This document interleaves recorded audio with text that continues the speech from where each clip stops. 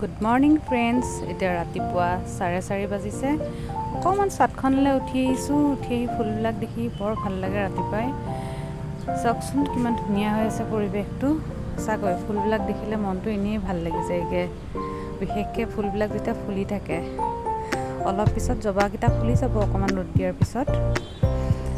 চাওকচোন দিনটো এনেকৈ আৰম্ভ হৈছে আৰু পৰিৱেশটো খুব ভাল লাগিছে। আজি অকণ মেঘ হৈ আছে, বৰষুণ দিব। এই বাবাহঁত উঠিলে,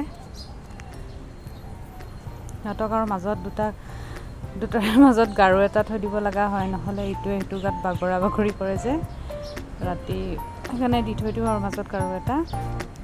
ধুনীয়াকৈ উঠি চাওকচোন, নাকান্দে কিন্তু সিহঁতি ধুনীয়াকৈ থাকে। এতিয়া উঠি খেলিবলৈ আৰম্ভ কৰিলেই। এই এটা বটলেদি লাগি গৈছেগৈ দুটাই, সিটোক খুৱাইছে, সিও খাইছে। চাওকচোন কি যে কৰি থাকে দুয়োটাই, হেতাই দিয়ে মানে সিহঁতৰ এনেকৈ খেলিব লাগিব, সেনেকৈয়ে থাকে সিহঁতি। এইয়া লাগি আছে পূৰা।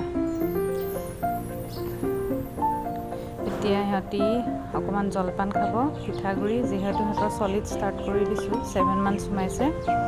আইতাকৰ কোলাত এয়া ঋষভ ধুনীয়াকৈ জলপান খাবলৈ লৈছে। অলপ অলপকৈ খোৱা ষ্টাৰ্ট কৰিছে আৰু বেছিকৈতো নোৱাৰে, অলপকৈ আৰম্ভ কৰিব লাগিব। খাইছে আৰু ইমান বেয়া পোৱা নাই খাবলৈ। সেয়া ৰাতিপুৱা কৈছিলোঁ যে মেঘ কৰি আছিলে, এতিয়া বৰষুণ পেলালেই। বৰষুণ পেলোৱা দেখি আৰু ভাল লাগিছে। ইমান গৰমত যে বৰষুণ যাক দিলে খুব ভাল লাগিছে দেই।